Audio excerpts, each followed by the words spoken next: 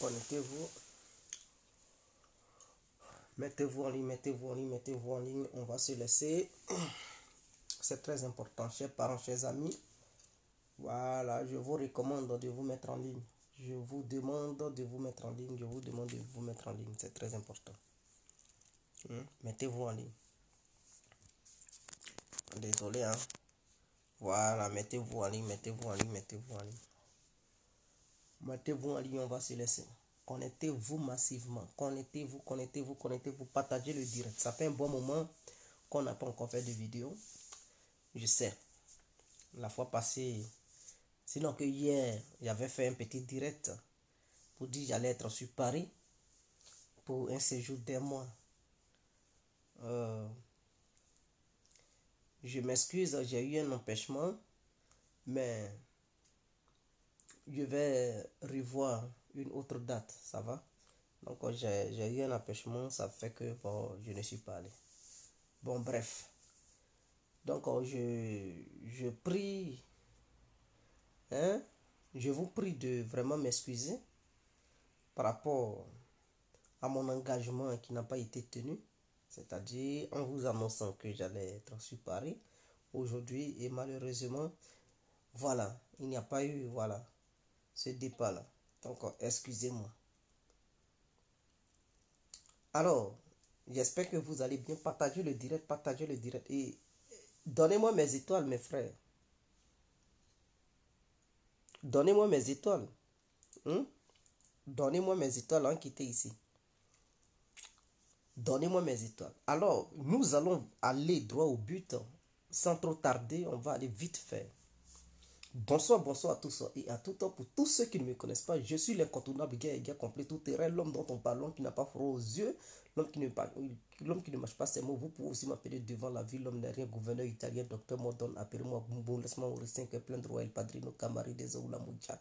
Alors nous voilà à nouveau devant cette caméra, chers parents, chers frères, chers amis, pour parler de la géopolitique, la géostratégie, ainsi que les 49 soldats ivoiriens qui se sont fait arrêter au Mali par le gouvernement malien. Est-ce des mercenaires ou de simples supplétifs de l'ONU? Question. Atia, nous allons répondre à cette question ensemble. Donc, partagez le direct, on va quitter ici. Partagez le direct, on n'a plus le temps à perdre. Abonnez-vous, abonnez-vous, abonnez-vous sur Djidji Compris. La page Djidji Compris doit être inondée de monde. Voilà, inondez cette page, abonnez-vous massivement, demandez à vos collègues, à vos connaissances de s'abonner sur Djidji Compris. Ah tiens, on n'a plus le temps à perdre. On commence sur le Mali. Il y a des soldats ivoiriens qui se sont fait arrêter à l'aéroport international de Bamako. Mes frères et sœurs, disons-nous la vérité. Il est très facile de critiquer le gouvernement malien. Je dis bien, il est très facile de critiquer le gouvernement malien. Mais si c'est vous qui étiez à la place du gouvernement malien, le comportement allait être le même. N'oublions pas que la CEDEAO avait mis le Mali sous embargo. Je répète, n'oublions pas que la CEDEAO avait mis le Mali sous embargo parce que cette CEDEAO n'était pas d'accord avec les autorités maliennes qui demandaient l'organisation des élections le plus tôt possible pour changer de régime. Donc la vision des membres de la CEDEAO, c'était le régime change, c'est-à-dire il faut changer de régime. Parce que c'est Assimi Goïta qui est là, avec d'autres personnes qu'il a nommées. Et le fait de mettre embargo sur le gouvernement d'Assimi Goïta, c'est qu'il voulait dire que la CEDEAO n'était pas d'accord avec ce gouvernement. Donc, y compris le président, le premier ministre, le ministre de la Défense et consort. La CEDEAO n'était pas d'accord. Donc, la CEDEAO est allée loin en confisquant les biens c'est-à-dire du peuple malien. Je peux dire le peuple malien parce que l'État malien, là, ce qui forme l'État, c'est l'ensemble des gens qui forment l'État.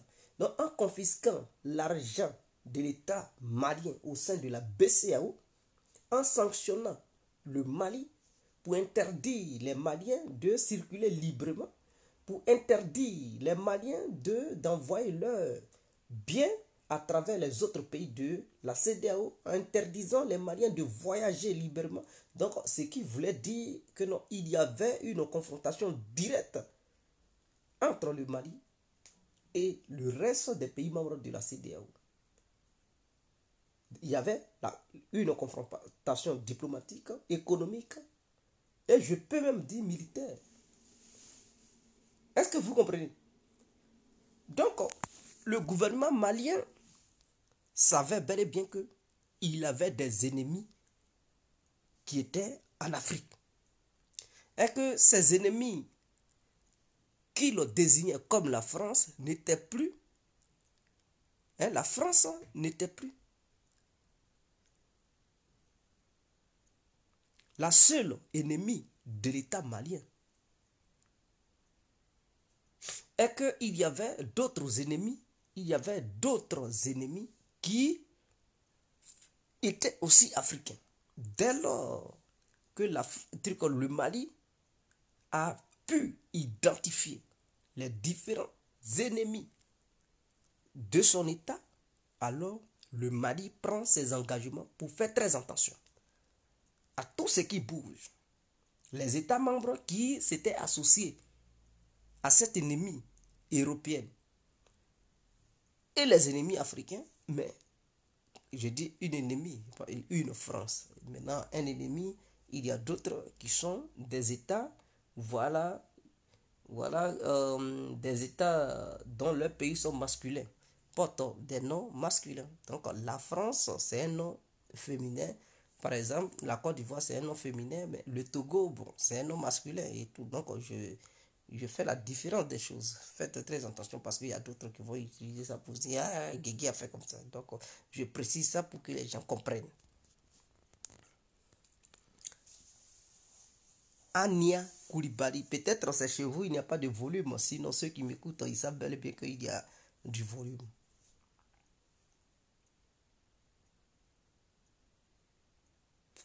Donc, vous comprenez. Le problème ici, c'est qu'après avoir fini de sanctionner le Mali, l'embargo est élevé. Suite à cela, 49 militaires faisant partie des forces spéciales de Côte d'Ivoire débarquent au Mali. Ils n'étaient pas en tenue militaire, ils étaient en tenue civile. Ils sont partis au Mali dans 2 avions différents. Un avion chargé d'armes lourdes et un autre avion qui les transportait. Bon, je n'arrive pas à comprendre. Je n'arrive pas à comprendre. Donc, si je me pose des questions, puisque le gouvernement ivoirien a fait comprendre que ces soldats faisaient partie des éléments de l'ONU et que c'est l'ONU, c'est pour l'ONU ils partaient là-bas. Donc, si c'est pour l'ONU ils partaient là-bas, c'est la Côte d'Ivoire maintenant qui arme l'ONU. Je n'arrive pas à comprendre. Parce que si quelqu'un il demande des militaires, il dit venez. Il ne demande pas aux militaires de prendre des armes de guerre pour mettre ça dans un avion pour aller dans l'autre pays. Quand tu as besoin de mercenaires, quand les mercenaires viennent là, c'est que toi-même chez toi déjà, tu es prêt. Donc quand ils viennent, tu leur montres leur tenue, ce qu'ils doivent faire. Que ce soit les tenues militaires, les armes de guerre et tout. Tu leur montres ça et tu leur dis, bon, voici votre mission. Est-ce que vous comprenez? Ou bien si c'est une simple mission, ils partaient à une simple mission, mais des soldats, 49 soldats, ils louent eux seuls un avion spécial où se trouvent des armes de guerre pour eux, au nom de l'ONU. Donc l'ONU qui est au Mali, là, les gens de l'ONU qui sont au Mali, là, eux, ils ne sont plus armés. Ils n'ont pas des armes là-bas. C'est ceux de la Côte d'Ivoire, tellement l'ONU a besoin d'armes, ils sont obligés de mettre ça dans des avions, dans un avion spécial pour débarquer au Mali. En allant sur cette base, on voit que non, il y a eu une ambiguïté. Il n'y a pas de sérieux dans les problèmes, dans les propos, et il n'y a pas de sérieux dans les propos des membres du gouvernement de Côte d'Ivoire. En ce moment-là, on peut douter de leur véritable mission pour laquelle ces soldats se sont rendus au Mali. Ensuite, l'ONU a démenti que non, elle ne reconnaît pas ces soldats, ces 49 soldats. 2. Est-ce que vous comprenez? 3. Ces 49 soldats n'ont pas montré au départ leur vraie identité parce qu'ils sont partis là-bas avec des documents falsifiés où chacun se donne un nom qui ne lui appartient pas. Une fonction qui ne lui appartient pas. D'autres disent que non, ils sont coiffeurs. D'autres disent que non, eux, ils sont ingénieurs. D'autres disent ils sont ceci, cela. Bon, tu es ingénieur, tu es coiffeur. Et tu dis c'est l'ONU qui t'a appelé. Donc au Mali, là-bas, il n'y a pas de coiffeur. C'est-à-dire, les gens de l'ONU, pour se faire coiffer, ils sont obligés d'aller chercher des coiffeurs en Côte d'Ivoire. Donc, sur le territoire malien, il n'y a plus de coiffeurs au Mali. Les gens de l'ONU ont besoin des ingénieurs. Au Mali, là-bas, il n'y a pas d'ingénieurs. En dehors de trucs des autres pays, il n'y a pas d'ingénieurs. Ils sont obligés d'aller en Côte d'Ivoire pour chercher ingénieurs. D'autres disent qu'ils sont couturiers. Au Mali, là-bas, il n'y a plus de couturiers. Ceux qui savent coudre les bassins et tout, ils ne sont plus là-bas, ils ont disparu. C'est en Côte d'Ivoire, maintenant, on s'en va chercher des couturiers. Bon, vous dites, vous n'êtes pas. Il y a d'autres, ils portent le nom Kouakou, d'autres Seri, d'autres Mamadou, d'autres Kouadjo, et puis ils se sont retrouvés là-bas. Ils portent des noms qui ne sont pas leur vrai nom, leur vraie identité en Côte d'Ivoire. En réalité, en Côte d'Ivoire, ils ont d'autres identités. Mais on leur a donné des faux documents pour aller là-bas, pour aller berner l'État malien. Bon, toi, tu es coiffeur. Toi, tu es ingénieur. Toi, tu es ceci, mais tu fais quoi avec les armes dans notre avion? Donc, pour que les soldats de l'ONU puissent se faire coiffer, ils ont besoin, c'est-à-dire, tu as besoin des armes pour aller là-bas. Est-ce que c'est avec les armes on coiffe? Tu es ingénieur, tu vas là-bas, là. Les armes font quoi avec toi? Mais pourquoi tu ne prends pas ta vraie identité? Et tu t'en vas mentir comme quoi tu es ingénieur. Or, tu n'as jamais été à l'école d'ingénierie. Si on te demande de faire un truc, tu ne pourras rien. Tout ce que tu sais, tu fais partie des forces spéciales de Côte d'Ivoire. Peut-être même tu n'as même pas été à l'école. On t'a ramassé. En tant qu'un petit sureur, on dit, bon, viens faire partie des forces spéciales. Dans ça, toi, tu dis, tu es ingénieur. Prenez les gens doucement quand même. Respectons-nous vivants. Et ça, au lieu de demander pardon, au lieu de négocier pour trouver un consensus entre l'État ivoirien et l'État malien, c'est l'État ivoirien qui menace. Libérez-les. Immédiatement, sans condition. Mais quelles sont ces bêtises-là? Ils n'ont qu'à les libérer immédiatement, sans condition. Et bon, si on ne les libère pas, sans condition, qu'est-ce que vous allez faire? Question. Qu'est-ce que vous allez faire? Et puis, vous n'avez pas encore fait. Faites ce que vous n'avez pas encore fait. On va voir.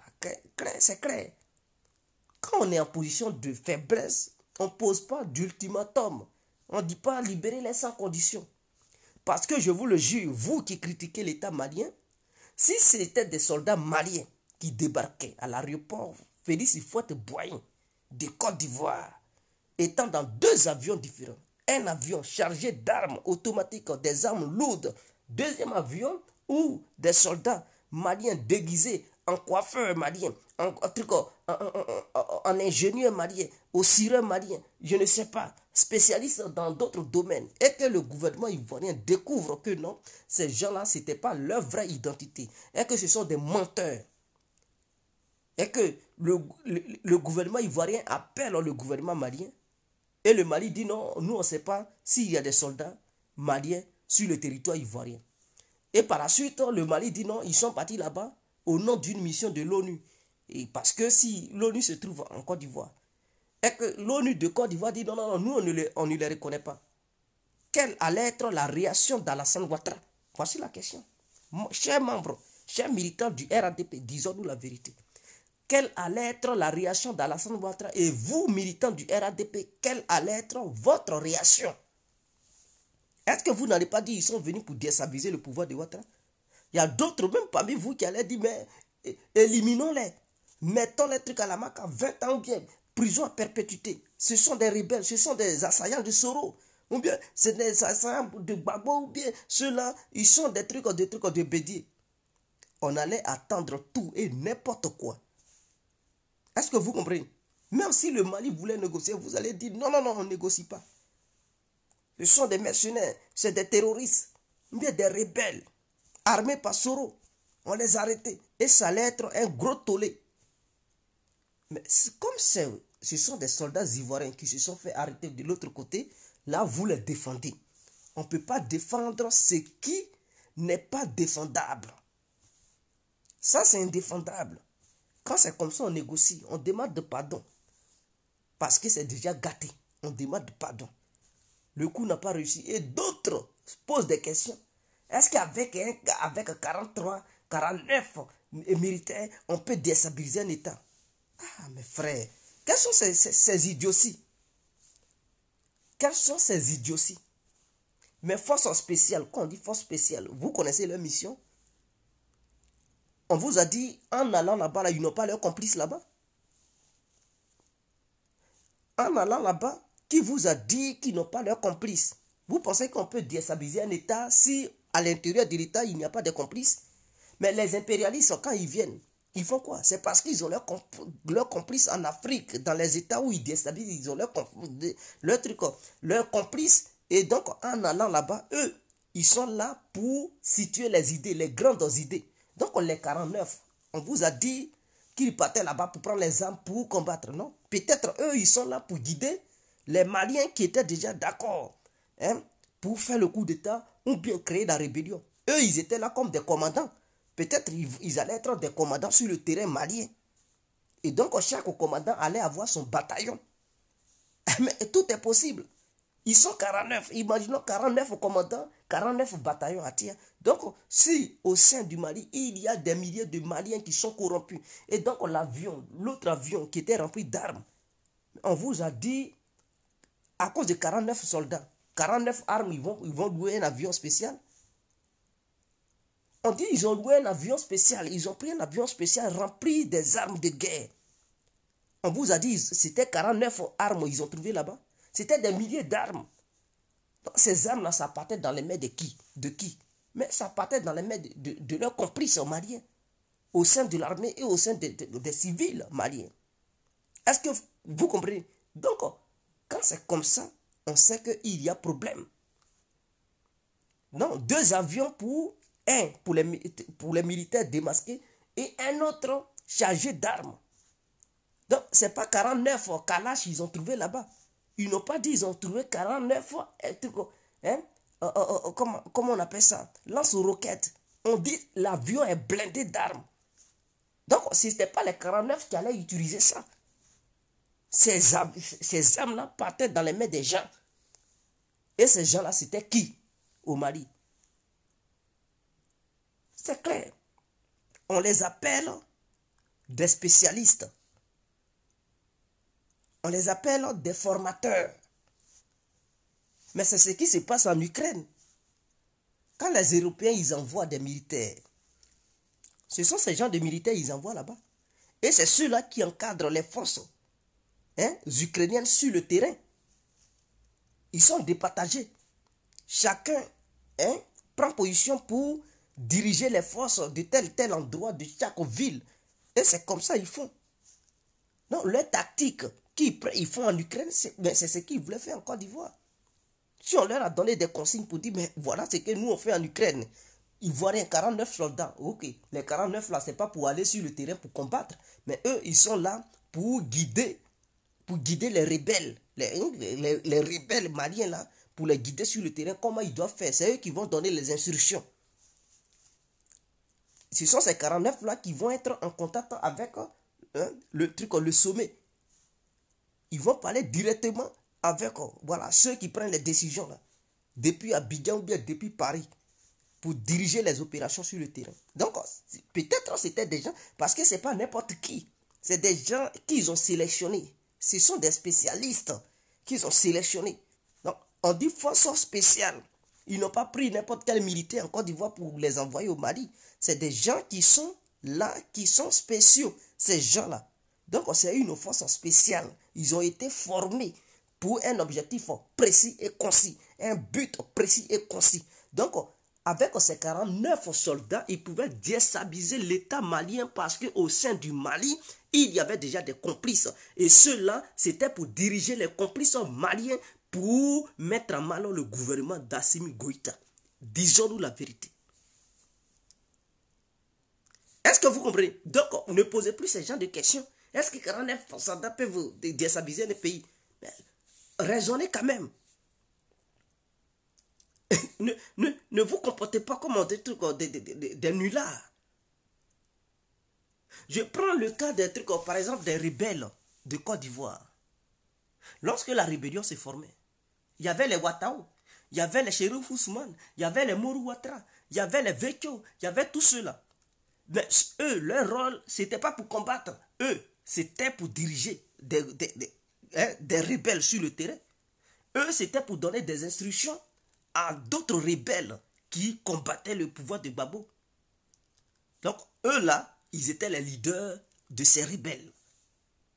Donc, imaginons que les 49 soldats qui font partie des forces spéciales de Côte d'Ivoire, qui ont été appréhendés à l'aéroport international de Bamako, imaginons que ceux-là, ils ont l'identité. Comme quoi, ils sont les Ouattao, les Chérif Ousmane et tout. Mais eux, c'est pour faire quoi? C'est pour encadrer les bataillons. Et donc, ils pouvaient être des commandants, des rebelles qui allaient renverser Assimi Goïta. Est-ce que vous comprenez ma démarche? Est-ce que vous comprenez mes explications?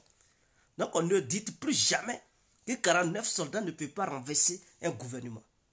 Même laissons l'histoire de rébellion. Allons-y sur la base. Mais 49 personnes peuvent renverser un régime. Vous ne le savez pas. Bon, imaginons que ces 49 personnes, leurs armes automatiques qu'ils possédaient, parce que tous les matériels étaient là-bas. Imaginons que leur mission, c'était de positionner chaque soldat parmi les 49 dans chaque ville stratégique où Assimi Goïta a pour habitude de te passer. On dit, toi, ta mission, c'est d'être à Bamako, dans tel endroit. Tu surveilles cette ligne. Si Assimi Goïta passe, tu l'allumes. Toi, ta mission, c'est de surveiller cette ville qu'on appelle plusieurs villes. Et on place chaque soldat dans chaque ville. Est-ce que vous comprenez? On leur donne les moyens. Donc, ils auront les moyens de louer des hôtels. Même, quel que soit le prix de ces hôtels, ce n'est pas eux-mêmes qui payent. Et ils ont été envoyés en mission et donc, c'est leurs supérieurs qui vont payer l'argent. Donc, ils vont aller là où Assimi Goïta a pour habitude d'aller prendre son petit déjeuner. Ou bien quand il voyage, il va dans telle ville, là où il passe, c'est là ils vont le placer. Ils vont dire, bon, toi, tu restes ici. Quel que soit le temps que ça prendra, ça n'a qu'à prendre. Mais il faut être prêt. Le jour où il vient, tu l'allumes. Donc, imaginons que ces 49, leur mission, c'est de se faufiler au sein du Mali pour se positionner dans les coins stratégiques, pour éliminer, je dis bien éliminer, avec des armes silencieuses, les proches d'Assimi Goïta ou bien les ministres qui font barrage, qui font que la déstabilisation au sein du Mali ne réussit pas. Donc, leur mission, c'est de les éliminer. Vous pensez qu'ils ne vont pas faire assez de dégâts? Il a son arme silencieuse, il est là. Matin, midi, soit il est là-bas. Même si ça doit prendre 3 mois, 4 mois, 5 mois, lui, il est là-bas pour une opération. Il est payé chaque fin du mois. Ses supérieurs vont lui donner son argent. L'hôtel qu'il va louer, ça sera là. Et tout. Il va se faire des amis et tout. Le jour où l'occasion se présente à Tia, il met le truc en silencieux sur son arme, il enflamme, ni vu ni connu. Et puis il est là. Il fait comme s'il n'a rien fait. Un éliminé. Ils vont dire, ah, tel ministre a été abattu. On ne sait pas, mais on va faire des enquêtes. Oh, lui qui a fait ça, peut-être il fait partie des 49 soldats. Ils viennent d'ailleurs, mais ils sont en mission en Côte d'Ivoire là-bas. Est-ce que vous comprenez? Vous n'avez pas vu en Centrafrique le soldat français qu'ils ont attrapé, le mercenaire français, qu'on appelle Kugolo, je ne sais pas, un nom bizarre. Mais il allait louer hôtel. Il allait louer maison où il y avait la résidence de trucs au Touadéra. C'est-à-dire sur sa fenêtre, quand il est là, il voit là où Touadéra il dort. Et dans sa maison là-bas, il avait une arme automatique. Avec le truc silencieux. Sa mission, dès que Touadéra sort, et qu'il le voit, il met le truc, il la bat, et puis il sort de là, il se casse vite. Mais il était seul, mais il pouvait commettre un dégât. Il n'avait pas besoin d'être 49 ou bien 1000 soldats pour causer ce tort. Dadis Camara, quand ils lui ont mis une balle dans la tête, en Guinée, ils étaient combien? Mais c'est un militaire qui a décidé de faire ça. Vous savez qui est ce militaire? Est-ce qu'il a été appréhendé? Est-ce qu'ils l'ont éliminé? Est-ce que ce militaire, il vit encore en Guinée ou bien il a été exfiltré de Guinée pour un autre pays? Vous ne le savez pas. Mais c'est un militaire qui a su... Peut-être, il y avait eu ces gens de trucs, personnes qui avaient infiltré la Guinée sans que Dadis Camara ne sache, lui et ses hommes. Et parmi ces gens qui ont peut-être avaient infiltré la Guinée, un a pu atteindre Dadis Camara. Suite à ça, il a perdu son pouvoir. Il était obligé de se faire soigner. Il a vu la mort de près. Donc arrêtez vos conneries là. Arrêtez vos conneries là. Au lieu de clasher Assimi Goïta, vous mettez de l'huile sur le feu. Cela ne va pas arranger la situation des 49 soldats. Il se peut que même on les condamne à perpétuité. Est-ce que vous comprenez? Donc le fait de clasher les Maliens, le fait de les insulter, ça n'arrange pas la Côte d'Ivoire.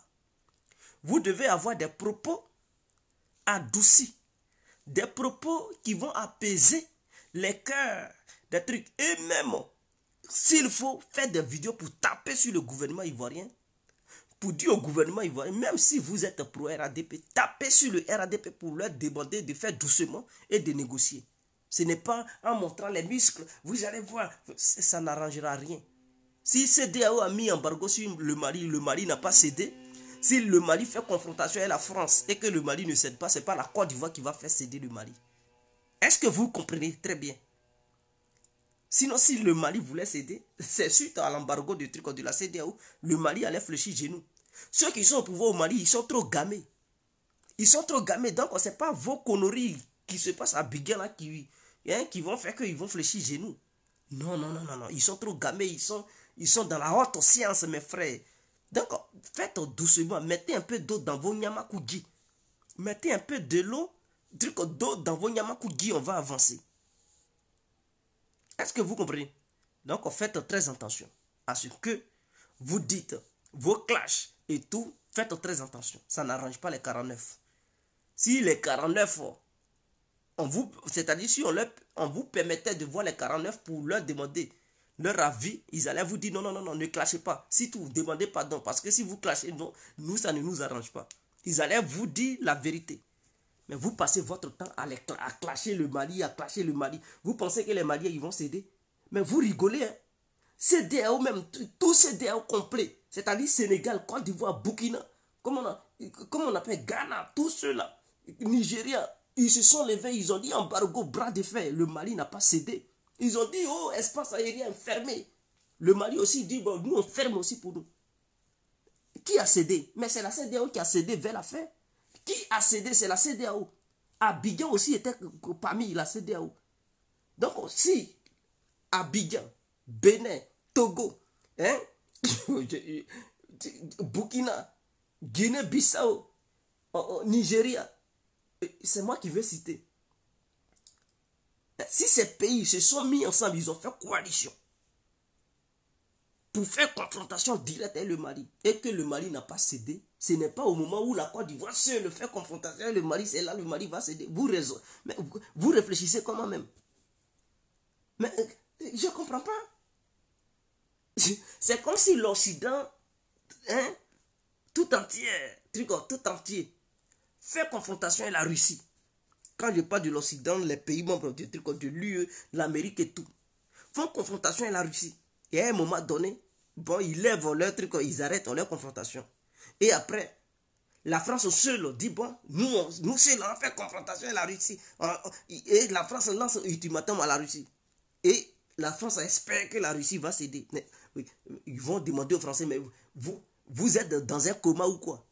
Si la Russie seule s'est permise pour vous affronter, vous tous, et qu'elle n'a pas fléchi genoux, c'est pas au moment où les autres ont lâché on fait la lâche prise, que vous seuls, vous allez vouloir les faire fléchir. C'est impossible.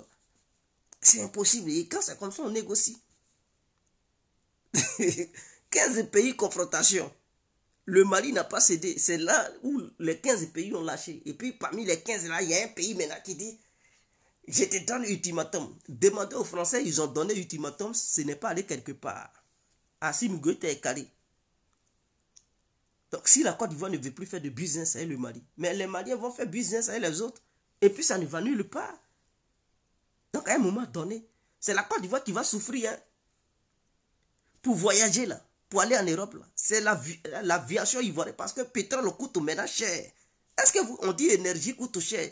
Donc, c'est-à-dire, la compagnie aérienne de Côte d'Ivoire sera obligée de faire un grand détour en brûlant beaucoup de kérosène. C'est ça, ils ont compris, ils ont levé l'embargo. Vous pensez que les pays membres de la CEDEAO ont levé l'embargo, pourquoi? C'est à cause de l'énergie. Ils voyaient que tout leur revenait cher parce que le Mali, ce n'est pas un petit pays comme la Côte d'Ivoire, c'est un grand pays. Et le Mali couvre un très grand espace aérien. Donc, les pays comme la Côte d'Ivoire qui sont en bas, les Ghana, Togo, Côte d'Ivoire, pour aller en Europe, là, ils sont obligés de faire un grand détour. Ils voient que kérosène, là, ça brûle. Ils voient que l'énergie est chère. On va faire comme... Bon, Atia, on va lever l'embargo. C'est eux-mêmes qui ont forcé pour lever l'embargo. Pour pouvoir avoir un chemin aérien direct du Mali vers le Maroc, ou bien du Mali vers l'Algérie, vers Paris, ou bien le Maroc, Espagne, pour aller directement là-bas. Pour aller directement, comme ça, ils vont consommer un peu d'énergie. Est-ce que vous comprenez? Donc, arrêtez ça. Si la Côte d'Ivoire veut faire cette dualité, mais c'est la Côte d'Ivoire qui va souffrir. Billets d'avion qui vont revenir cher aux Ivoiriens. Quand ils vont quitter là, ils vont rester calmes. Ils vont rester tranquilles. Ils vont rester tranquilles. Vous comprenez? Donc, voilà un peu. Donc, négocier. Il dit 15 plus France. Donc, on négocie, c'est mieux. La négociation seule qui peut faire truc. Sinon, si vous voulez faire bras de fer là, Atia, les Ivoiriens, ils vont mourir dans prison au Mali là-bas. Et puis, ça n'ira nulle part. Peut-être Assimi Goïta, il est là. Peut-être il est le plus gentil des révolutionnaires maliens. Ne pensez pas que s'il y a élection, lui qui va venir là, il va être mou. On ne sait jamais. Donc, lui qui est là, que vous connaissez, qui a pu donner 20 moutons à Alassane Ouattara, pour nouer une bonne relation avec Ouattara, profitez en même temps. On ne sait jamais. Peut-être, quand Assimi Goïta va quitter, le futur président malien qui va venir, peut-être même lui-même, il sera pire que truc même Assimi Goïta, on ne sait jamais. Parce que il y a des gens, ils pensent toujours que non, lui qui est là, quand il va tomber, bon, il aura quelqu'un qui est mou qui va venir. Oui, il se peut que quelqu'un qui est mou vienne, qui va tout céder. Mais il ne faut pas être optimiste pour penser que non, tout va aller bien, tout va aller bien. Il faut aussi souvent penser au pire. Pour dire, mais est-ce que si lui là, il quitte là, lui qui va venir là, il va être comment? Oui, la question qu'il faut aussi poser. Est-ce qu'il va être doux ou bien quelqu'un qui va être pire que celui qui est là? On fait comment? Mieux vaut négocier en même temps parce qu'on ne sait pas, lui qui va venir, on ne sait pas quelle sera sa réaction. C'est ça qui est l'erreur de l'Occident en fait, envers la Russie. Parce que tous ils sont convaincus que si Poutine quitte là, c'est fini.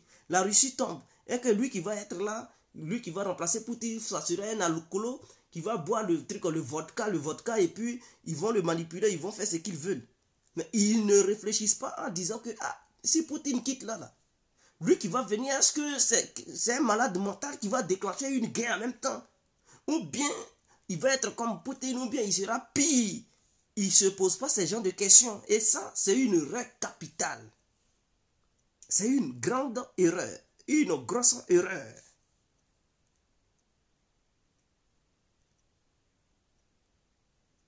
Est-ce que vous comprenez? Donc moi je pense que c'est le moment de négocier, ce n'est plus le moment de faire des directs. Vous les membres du RADP, vous militants du RADP petit modèle, faites des directs pour taper plutôt sur votre gouvernement, ou bien vos leaders du RADP, dites-leur de négocier et de laisser cette histoire d'ultimatum et tout. Et si parmi vous, quelqu'un fait un direct pour insulter le Mali, dites-lui que ce n'est pas le moment de faire des directs pour insulter le Mali, parce que vous êtes en pleine négociation. Vous ne savez pas, c'est pas parce que Ouattara, les gens du RADP et d'autres se montrent les durs, qu'ils ne font pas de diplomatie. Hein. Eux-mêmes, ils savent, Ouattara, il sait que non, militairement parlant, il ne peut rien faire sur le Mali. Il ne peut pas intervenir militairement parlant. Je dis bien, Alassane Ouattara et vous, membres du RADP, vous êtes bel et bien conscients que militairement parlant, le Mali va faire mordre la poussière à la Côte d'Ivoire. Sans aucune intervention des grandes puissances, c'est-à-dire la Russie n'intervient pas, la France n'intervient pas. On laisse Côte d'Ivoire et le Mali. La Côte d'Ivoire mord la poussière de A à Z. Est-ce que vous comprenez? Voilà. Donc, faites très attention. Militairement parlant, vous ne pouvez pas intervenir pour libérer le Mali. Le Mali est un grand pays. Ce n'est pas la Côte d'Ivoire qui est un petit pays. Même si la Côte d'Ivoire est peuplée que le Mali. Mais s'il y a confrontation, sachez bel et bien qu'il y a déjà des Maliens en Côte d'Ivoire qui sont remplis là-bas. Et donc, si ces Maliens se révoltent au sein de la Côte d'Ivoire, non seulement ils vont déstabiliser l'armée ivoirienne, parce qu'il y aura déjà des Maliens qui vont faire des trucs, ils vont frapper partout comme s'il y avait des rebelles qui étaient déjà au sein du pays. Et pour les maîtriser, et encore ceux qui vont rentrer, ça veut dire l'armée malienne ne va pas même arriver à Abidjan, et Abidjan va prendre déjà feu. Parce que d'autres Maliens vont mettre feu partout en Côte d'Ivoire. Et ça va dépasser l'entendement du du gouvernement ivoirien, puisqu'il y a beaucoup de Maliens. Et si leur pays fait guerre, c'est ce qui se passe en Ukraine. Vous ne voyez pas? Il y avait déjà des Russes en Ukraine. La Russie et l'Ukraine sont un truc en confrontation. L'Occident soutient l'Ukraine. Mais les Russes qui étaient, les pro-russes ukrainiens qui étaient en Ukraine, mais eux aussi ils mènent des actions. Vous ne voyez pas toujours l'Ukraine faire couvre-feu, chasse aux Russes, chasse aux traites. Mais traite, c'est quel genre de traite? Mais c'est des gens qui aiment notre pays, qui sont, voilà, ils sont ukrainiens, mais ils adorent la Russie. C'est eux qui mènent des actes de sabotage partout en Ukraine. Et donc, ils sont obligés de faire couvre-feu pour dire on va pourchasser les traites. Mais si la Côte d'Ivoire fait l'erreur, là, je dis bien si la Côte d'Ivoire fait l'erreur de dire confrontation militaire entre le Mali, il y aura des traitants ivoiriens. Les nouveaux Ivoiriens, les Maliens qui ont une nationalité ivoirienne, là, qui ont un amour pour Assimi Goïta et son gouvernement. Vous pensez qu'ils vont rester là comme ça pour regarder, ils vont faire des actes de sabotage. Ce que vous n'avez jamais vu là, ça va vous dépasser. Vous allez dire, on a qu'à pourchasser les traites. Mais tellement ils sont nombreux, ils sont des millions de personnes. Vous ne pouvez pas les arrêter tous. Ils vont brûler les centres commerciaux. Ils vont brûler des administrations qui sont importantes. Les infrastructures. Ils vont mettre feu partout. Et ça va dépasser la Côte d'Ivoire. Faites très attention. Faites très attention. Vous ne savez pas qui est qui. Vous ne savez pas qui est qui. Donc, quand on est comme ça, on fait doucement. Si Zelensky avait pensé ainsi, s'il avait réfléchi, que donc, en provoquant la Russie, et qu'il y avait déjà des pro-russes qui allaient faire des actes de sabotage, il n'allait jamais provoquer. Il allait réfléchir 1000 fois, mais il n'a pas pensé à ça. C'est quand c'est arrivé, il voit qu'il y a des saboteurs. Donc il y a des Ukrainiens qui ont un amour pour la Russie. On va les traquer. Couvre-feu. Ils vont beau faire couvre-feu à tir, ça ne marchera pas. Puisque au sein de l'armée, même il y a des corrompus. En Côte d'Ivoire aussi, au sein de l'armée, il y a des corrompus. Il y a des militaires ivoiriens qui ont un amour profond pour Assimi Goïta. Et parmi ces militaires, il y a eu des Maliens qui ont eu une nationalité, ils sont dans les forces spéciales même ivoiriennes. Est-ce que dans la marine ivoirienne, force spéciale ivoirienne, dans CCDO, il y a des Maliens qui ont eu une nationalité. Ils savent d'où ils viennent. On dit origine malienne, nationalité ivoirienne. Ils travaillent là-bas. Vous pensez que quoi? Créer truc bangba, eux-mêmes, ils ont reçu même formation, hein, vous, non? Que vous. Ils vont se séparer de vous, ils vont se mettre à un truc au gouvernement malien pour vous bamougou en Côte d'Ivoire là-bas. Donc, on fait très attention. RADP. Avant de faire des trucs, il faut réfléchir 1000 fois.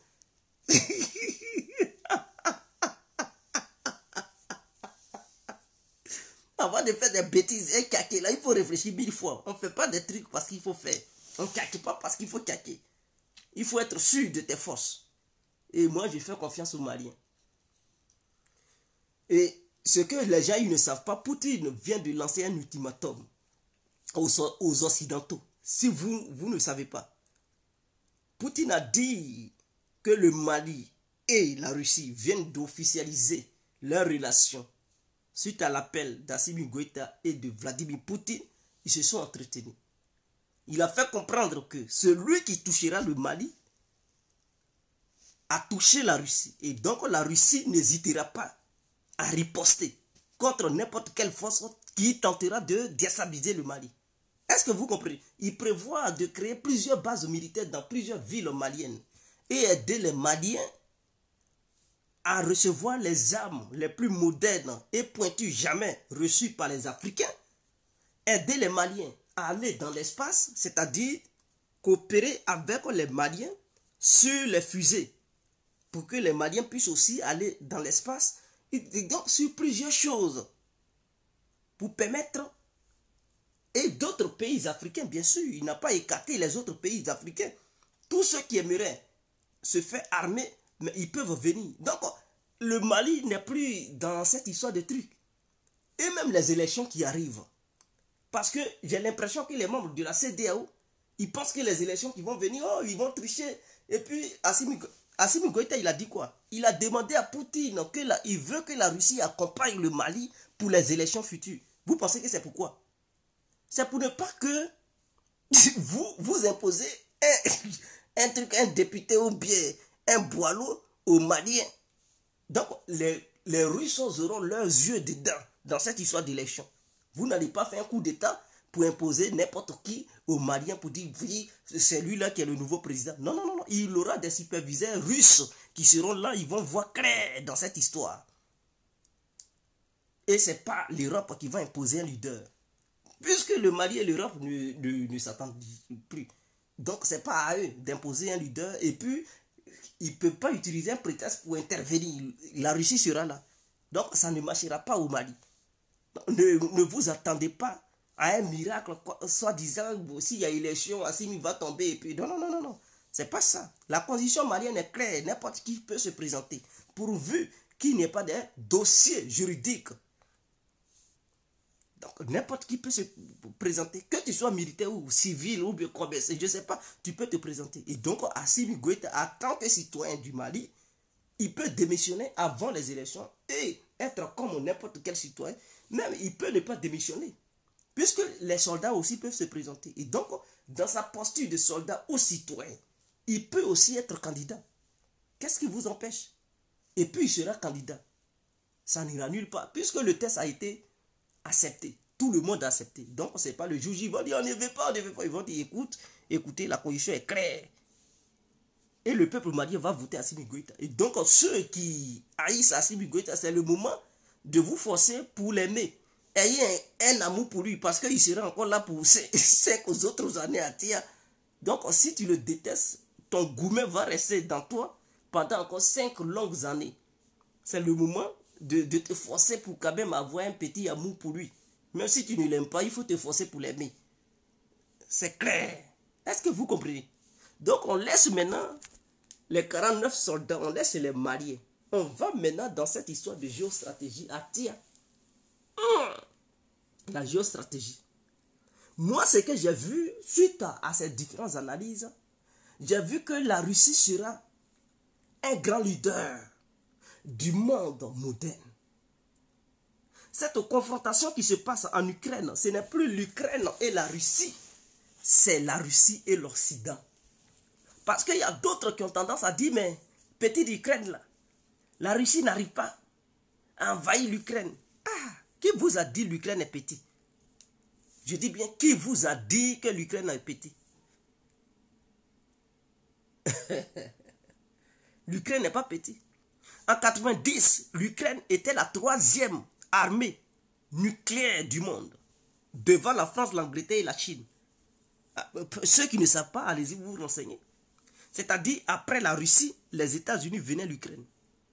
C'est-à-dire l'État doté d'armes nucléaires. Leurs armes nucléaires étaient supérieures aux armes nucléaires français, anglais et chinois.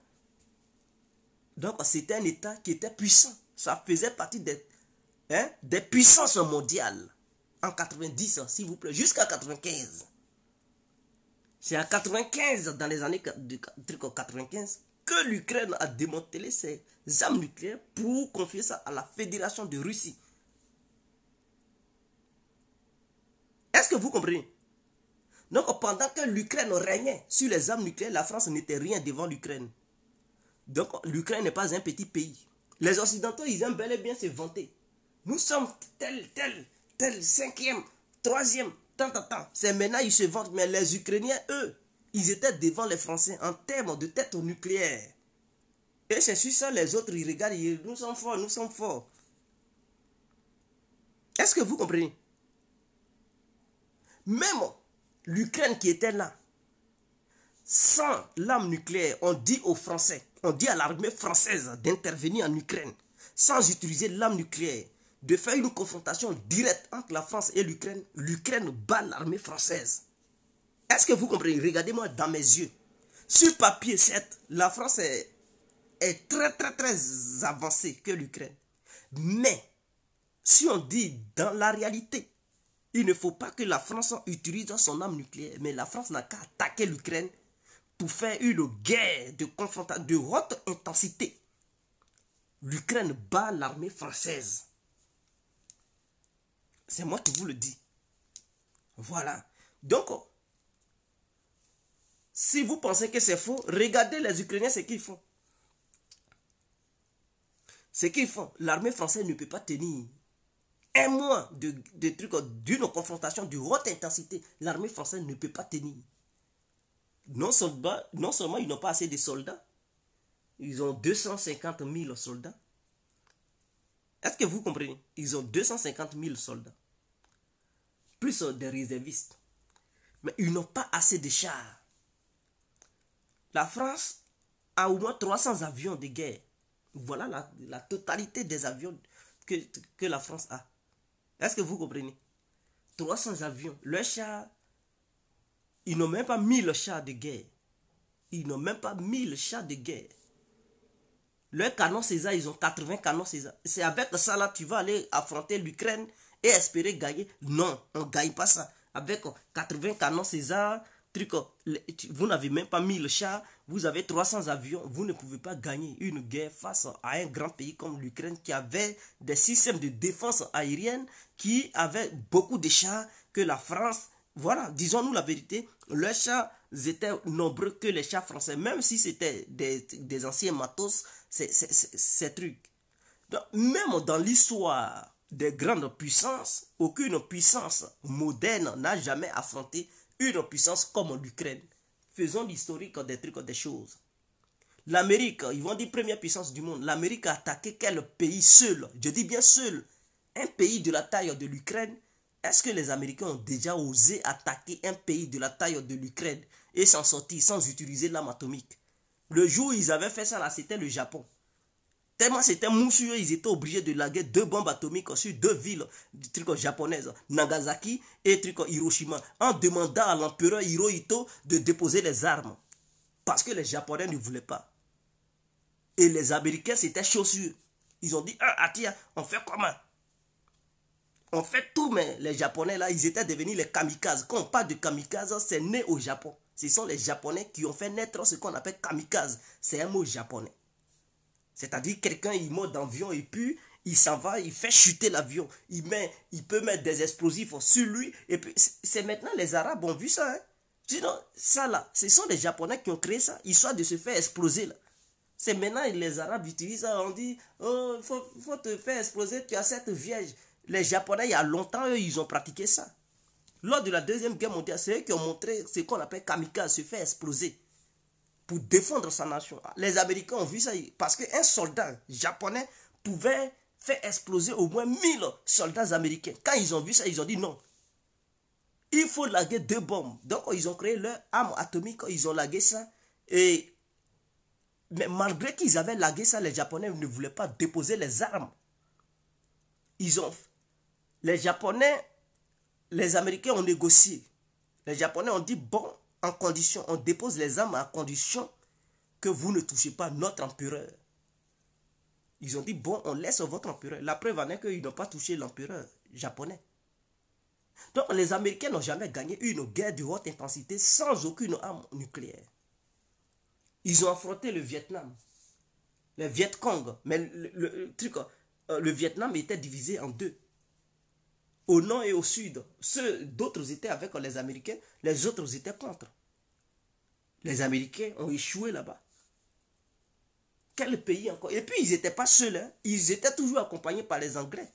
S'il vous plaît. Ils étaient toujours accompagnés. C'est-à-dire l'Amérique n'a jamais gagné une guerre solo. Solo, je dis bien solo. Seule. Elle est toujours accompagnée par ses alliés. On dit, oh, Irak. Mais Irak, les Ukrainiens ont aidé les Américains. Les Anglais ont aidé les Américains. L'Amérique n'est pas allée seule en Irak. Et les Irakiens, ils étaient environ 15 millions. Lorsque Saddam Hussein, 13 à 15 millions, lorsque Saddam Hussein gouvernait l'Irak. L'Ukraine, là, c'est 45 millions à tiers. C'est-à-dire la Côte d'Ivoire n'a même pas encore atteint la population ukrainienne. Eux, là, c'est 45 millions. L'Irak, c'était 13 à 15 millions. Donc, il y a eu une grosse différence. Saddam Hussein n'était pas armé comme l'Ukraine est armée. Donc, il y a eu une grande différence. L'Ukraine est plus grande que l'Irak. Il faudrait que ça soit clair. Israël a aidé l'Amérique. L'Angleterre a aidé l'Amérique. L'Ukraine a aidé l'Amérique. Donc, les Américains, ils ne sont pas allés là-bas seuls. Ils sont allés là-bas avec leurs alliés. Donc, les petits pays comme l'Irak, ils sont obligés d'aller là-bas avec leurs alliés. Même en Libye, ils ont intervenu en Libye. Ils ne sont pas allés seuls. C'est l'OTAN qui est parti là-bas. Une coalition européenne. France, Amérique, Angleterre. C'est moi qui veux citer. Allemagne, Belgique. Ils étaient tous en tas sur la Libye. Sur Kadhafi. Un pays africain qui n'était pas armé comme l'Ukraine. Parce que la France n'arrivait pas seule à combattre la Libye. Elle seule, elle n'arrivait pas. Elle était obligée de dire, venez m'aider, venez m'aider. Est-ce que vous comprenez? Oh, personne n'aidait la Libye. La Libye était seule. Malgré que la Libye n'avait pas d'aide militaire des pays africains, des pays comme la Russie ou la Chine, mais la France seule, elle est allée là-bas, elle ne pouvait plus. Elle était obligée de demander à ses alliés de rentrer en action. C'est comme ça, les autres pays sont venus aider la France pour aller assassiner Kadhafi. Est-ce que vous comprenez? Mais la Russie a demandé à qui de l'aider, militairement parlant? Ça fait maintenant 7 mois. Avez-vous vu Poutine demander l'aide d'un allié? Même la Biélorussie, qui est l'allié de la Russie, Poutine n'a jamais demandé aux soldats biélorusses de rentrer en nation. Il demande tout simplement que la Biélorussie accepte que l'armée russe passe par le territoire biélorusse pour mener ses actions. C'est tout. Donc la Russie peut frapper depuis le territoire biélorusse, utiliser l'espace aérien biélorusse, l'espace terrestre biélorusse pour frapper le territoire ukrainien. C'est clair. Poutine n'a jamais demandé. N'oubliez pas que la Russie a aussi des alliés. La Russie, même la Corée du Nord a proposé 100 000 soldats. Poutine a dit non.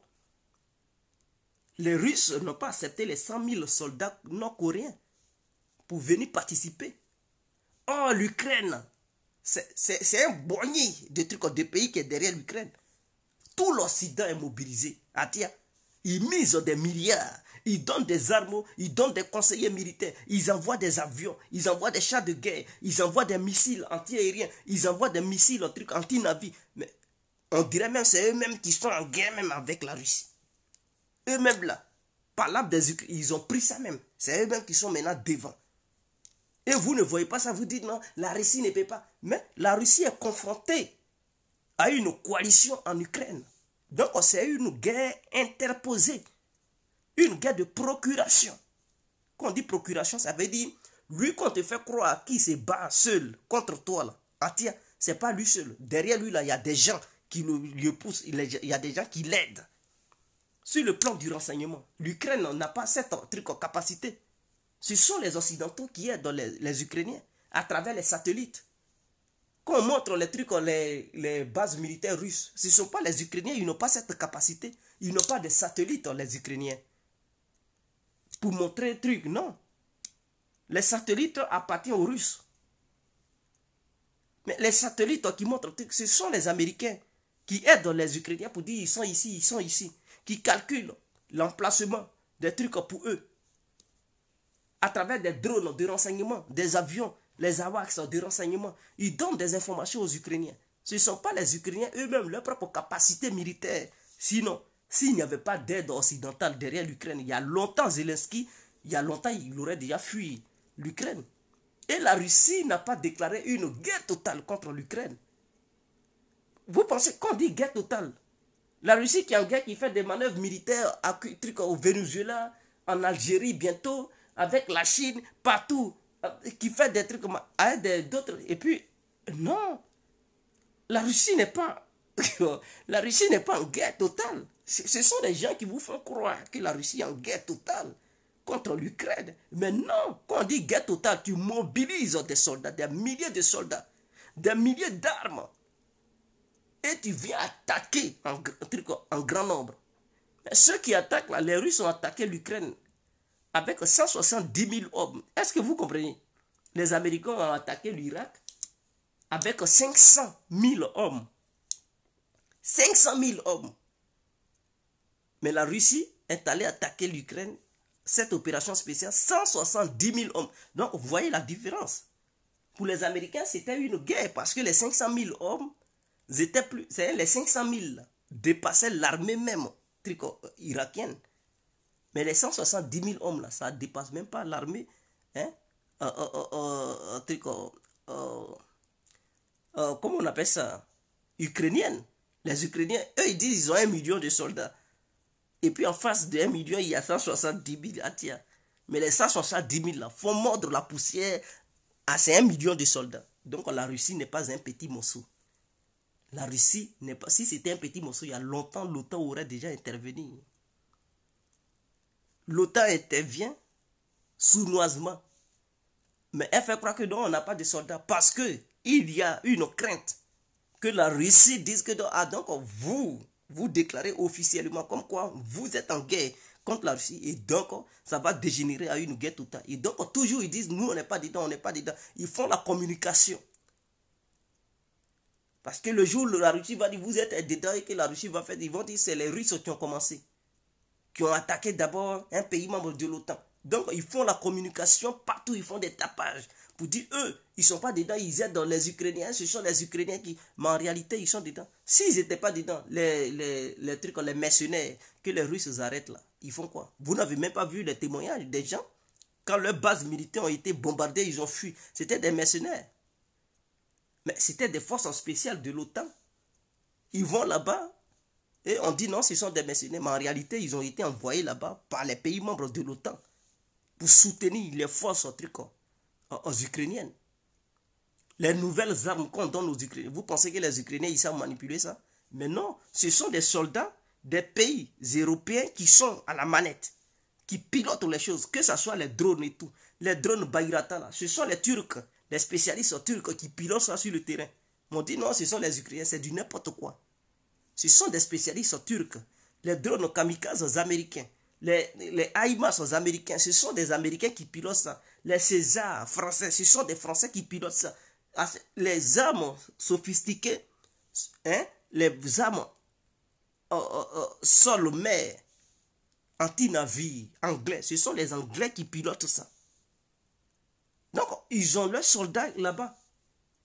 Et sur le front, regardez bien, il y a certaines vidéos, ils parlent même anglais, ils ne comprennent même pas ukrainien. Ils parlent anglais, ils donnent des instructions, comment ils doivent faire. Toutes les stratégies des Ukrainiens, ce sont les Occidentaux qui mettent ça sur place. Vous pensez qu'ils vont gaspiller leur argent donner des armes et puis ils vont laisser les Ukrainiens. Non, non, non. Eux, ils veulent une victoire sur la Russie. Ils font tout pour ne pas que la Russie gagne. Non, ils mettent le paquet, ils font tout. Ils font tout pour ne pas que la Russie gagne. C'est ça leur objectif. Parce que si la Russie gagne, c'est leur honte. Ça sera une honte pour l'Occident. Ils vont dire, ben vous êtes coalisés au moins 30 à 40 pays face à la Russie seule. Mais la Russie vous a gagné. Voilà pourquoi Poutine dit que les Occidentaux font retarder l'opération spéciale russe. Mais cela ne va pas empêcher la Russie d'atteindre ses objectifs. C'est-à-dire, quel que soit le temps que ça prendra, ça mettra ce temps-là. Les Russes vont avancer petit à petit, mais ils vont atteindre leur objectif. Puisqu'ils n'ont pas déclaré une guerre totale face à l'Ukraine. S'ils déclaraient une guerre totale, il allait avoir une mobilisation au sein de la société russe et demander aux Russes de se ruer vers l'armée russe pour avoir une masse totale, au moins 500 000 ou 1 million de soldats pour attaquer l'Ukraine. Mais ils n'ont pas fait ça.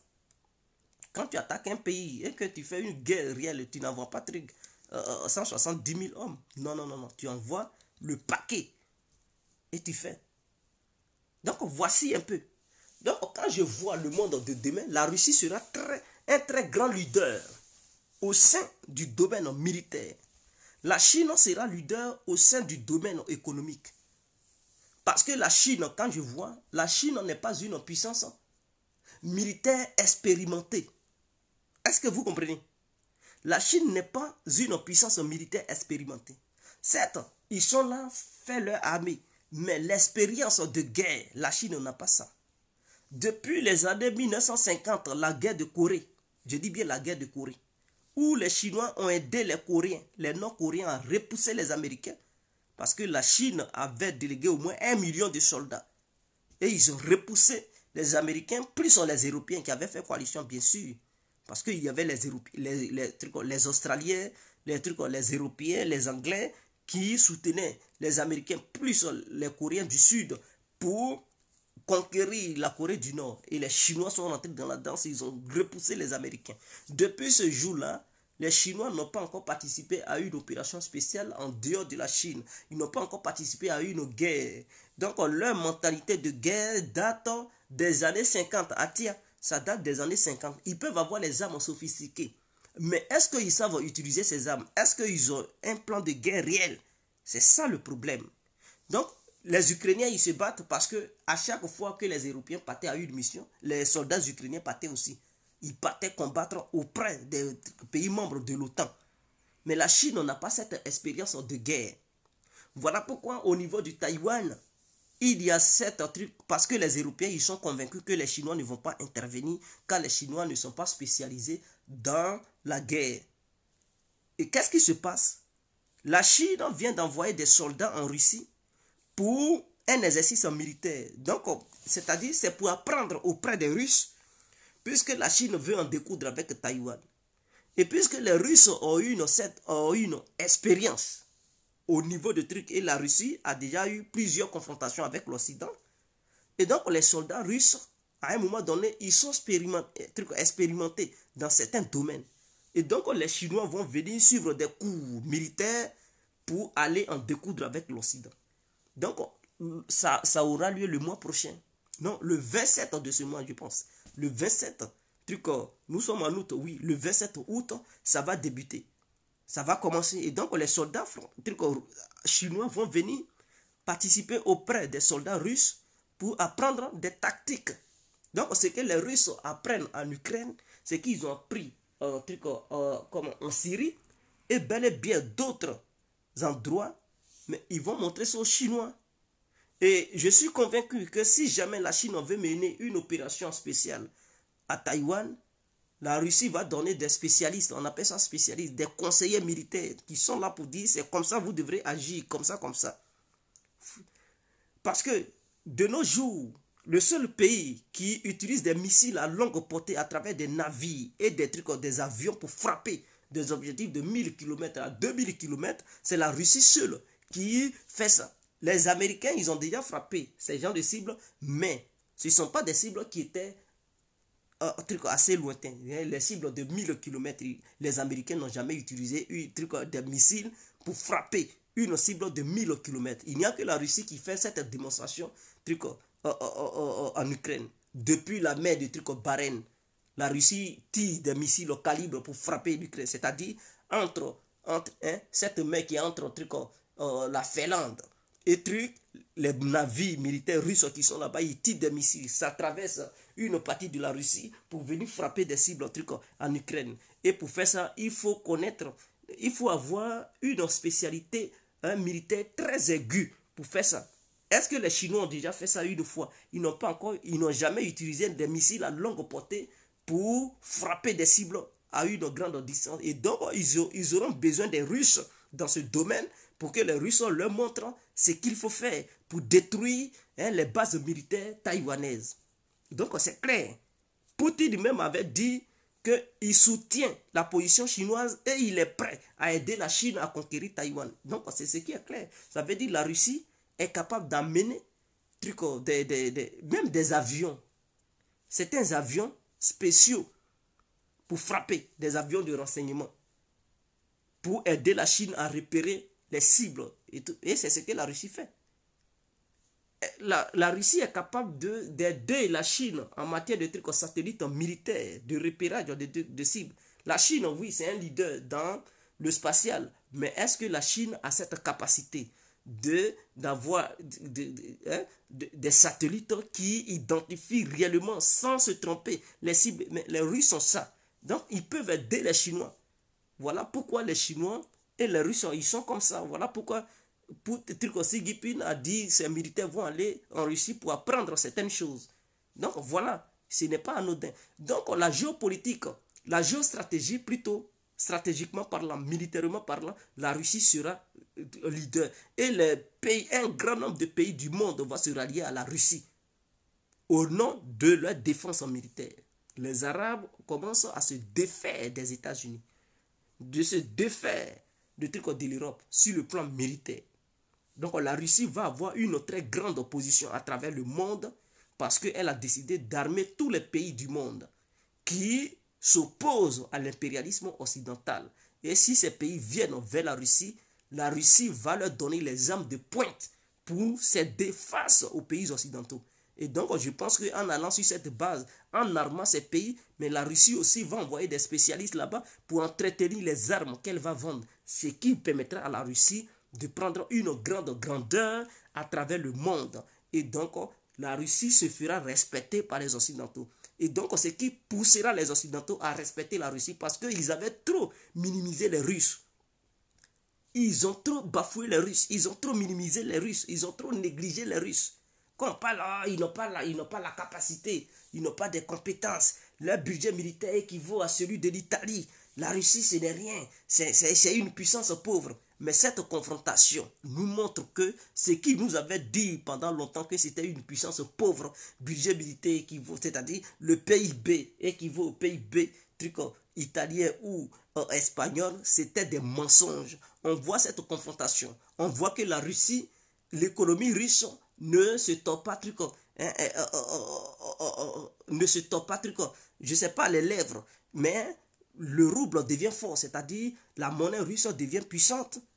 Et c'était l'euro qui se casse la dent, les dents, le dollar qui se cassait les dents face au rouble, du jamais vu. Les Occidentaux, ils étaient étonnés parce que leur objectif c'était de détruire le rouble. Mais à leur grande surprise, le rouble résiste. Ce qu'un pays européen ne peut pas faire. Aucune. Si chaque pays européen avait sa monnaie et que ce pays recevait de telles sanctions de grande envergure, la monnaie de ce pays n'allait jamais résister. Mais la monnaie russe a su résister et elle résiste toujours. Et les Russes gagnent beaucoup de trucs d'argent. Ils sont surpris, les Occidentaux, parce qu'ils ont trop minimisé ce pays. Ils ont dit, oh, ce n'est rien, ils n'ont pas les moyens militaires, ils ne peuvent jamais attaquer l'Ukraine. Devant eux, ils ont attaqué. Ils pensaient qu'en aidant les Ukrainiens allaient récupérer le territoire conquis par la Russie. Ils voyaient que non, les Ukrainiens n'ont pas les capacités d'être... Hier, je pense que c'est hier ou avant-hier, quand Poutine et Macron se sont exprimés, Macron a dit non, laissons la place aux négociations et tout. Poutine dit non, il n'est pas question de négocier. Le moment des négociations n'est pas encore arrivé et que lui n'a pas encore atteint ses objectifs. Voilà. Donc, ceux qui disent que la Russie est en position de faiblesse, ceci, cela. Mais non, si c'était le cas, et que Macron a proposé à Poutine, pour dire qu'ils n'ont qu'à négocier maintenant, pour mettre fin. Poutine dit non, pas question. Ce n'est pas une question de négocier. Et donc, il sait pourquoi il refuse. Donc, si la guerre coûtait tellement cher aux Russes, économiquement parlant, et que la Russie n'avait plus de trucs de militaires, et qu'il y avait manque de militaires, mais Poutine allait bondir sur l'occasion pour dire, ah, on me propose, ah tiens, j'accepte. Mais il dit non, non, non, non. L'heure des négociations n'est pas encore arrivée.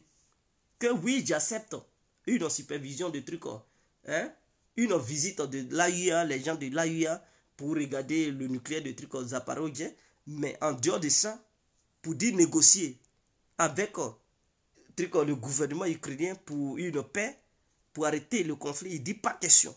Parce que la Russie n'a pas encore atteint ses objectifs. Donc je pense que ça a dû décevoir Macron parce qu'il voulait que ça cesse. Comme ça, les armes qu'ils envoient là-bas, l'argent qu'ils donnent aux Ukrainiens, ils allaient prendre ça pour essayer de compenser leur économie. Mais Poutine a dit non, non, non, non, non, lui il ne veut pas. Il veut continuer. Ce qui veut dire, si Macron a demandé cela, c'est que c'est Zelensky qui a demandé à Macron de demander à Poutine d'arrêter.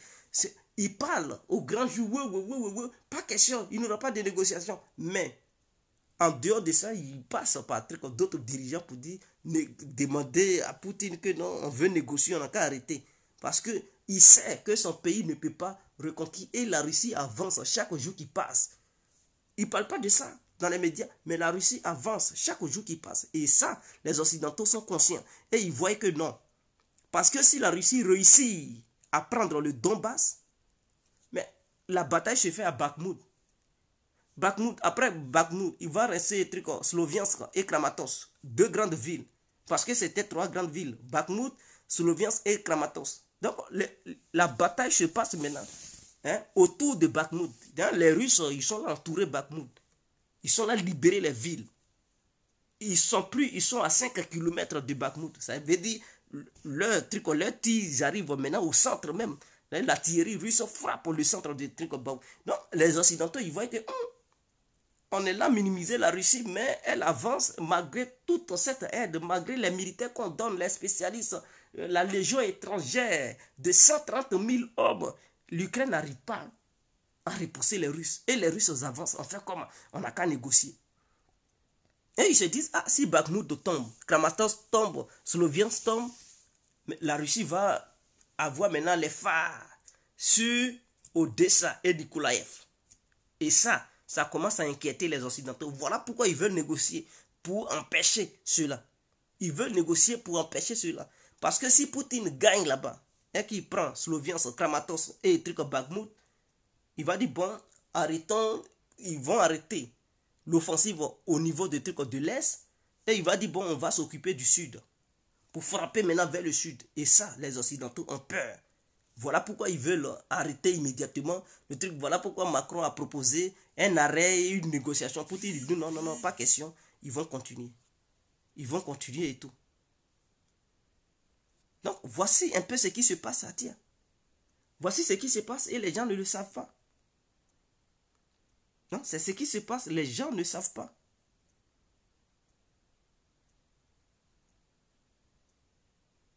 Donc, voici un peu. Alors, la Russie sera une très grande puissance qui sera respectée à travers le monde. Après cette confrontation en Ukraine, vous verrez que les Occidentaux ne vont plus titiller la Russie. C'est une leçon que la Russie est en train de donner aux Occidentaux. Parce que quand les Russes demandaient que non, ils veulent une négociation pour éviter une confrontation, les Occidentaux refusaient. Ils ne calculaient pas la Russie. Ils se disaient que non, c'est une puissance pauvre, une puissance faible, qui ne peut pas se comparer à l'OTAN. Et que l'OTAN est très fort, est trop puissant. Et donc, ils n'écoutaient pas les Russes. Maintenant, ça, ils ont réveillé l'ours. L'ours est en train de mettre ses pattes partout. Ils voient que non, ça devient compliqué. Avec l'Ukraine, les Occidentaux saignent. Leur économie, ça ne va pas bien. Ils regrettent, ils se disent, ah, mais si on avait négocié, ça n'allait pas arriver comme ça. Ils demandent négocier. La Russie dit non, pas question. Il n'est pas encore truc. La Russie envoie maintenant des armes à Stalingrad. C'est un truc enclave qui est entre la Pologne, la Suède et la Lituanie. En train de envoyer des armes hypersoniques là-bas pour voilà, pour dissuader les pays membres de l'OTAN. Ils voient que non, ça commence à être un truc. Les Russes, ils ne reculent pas. Eux, ils veulent seulement avancer. L'inquiétude, maintenant, regagne les pays occidentaux. Ils se disent, mais putain, mais on devrait négocier avec les Russes. Donc, d'autres, des voix commencent à se lever pour dire, ben, il faut négocier avec les Russes. Parce qu'avec les armes, ça ne va pas faire reculer Poutine. Poutine dit, la Russie ne va jamais reculer. Qu'elle va avancer. Qu'elle a trop subi, qu'il n'est plus question de reculer. Donc, ils comprennent que l'ours est déchaîné. Et donc, la prochaine fois, quand l'ours va dire que je suis menacé, négocions, ils ne vont plus dire non, on s'en fout de vous. Ils vont dire bon, allons-y sur la table des négociations, on va négocier vite avant que ça ne dégénère. Parce que la Russie dit elle va se comporter de la manière dont l'Amérique se comporte. De façon voyou. C'est comme ça qu'elle va maintenant se comporter. Elle ne va plus rien respecter. Et donc, ils comprennent que la situation, c'est qu'ils n'avaient pas prévu. Ils pensaient que la Russie était faible. Parce qu'au début, si vous attaquez, on va détruire votre économie. C'est que vous n'avez jamais vu. Ils ont tout fait. Ils n'ont pas pu détruire. Ils ont dit, oh, ça c'est la bombe atomique économique. En enlevant la Russie au sein du système en SWIFT, ils ont fait. La Russie est toujours calée, est toujours sur pied. Au contraire, c'est le contraire qui se retourne. C'est la Russie et la Chine créent un nouveau système pour les défier. Ils se disent, mais putain, mais qu'est-ce qu'on fait? Tout ce qu'on prend comme décision, ça se retourne contre nous. On fait comment? Il faut négocier avec Poutine. Il faut négocier les Russes. Donc, à un moment donné, ils vont commencer à négocier. Les voix commencent à se lever pour dire, on ne savait pas que c'était comme ça. On pensait qu'on allait avoir l'ours le plus tôt possible, mais on voit que non. Tout ce qu'on fait, l'ours, on nous dribble. L'ours est en train d'élargir la confrontation. Hein? Cette confrontation qui était entre l'Occident ici et puis l'Ukraine et la Russie, ça devient une confrontation globale. Sur tous les fronts, la Russie les défie là-bas. Ils commencent à comprendre. La Russie dit, ben, écoutez, tous les pays du monde qui refusent l'impérialisme, je suis prêt à vous armer jusqu'aux dents. Il se dit, mais putain, donc Poutine va aller jusqu'à ce point. Donc, ce qu'ils n'attendaient pas, ce qu'ils ne pensaient pas, Poutine veut franchir ce pas. Il dit, il n'aura plus de limites en matière de trucs d'armement. Ce que vous voulez, je vous donne. Vous allez aussi dissuader les trucs les Occidentaux. L'Occident voit qu'il y a une urgence. Parce que si elle veut aller sur cette base, Poutine va le faire. Si les Occidentaux continuent à armer l'Ukraine, Poutine va armer les pays qui étaient les colonies de certains pays occidentaux.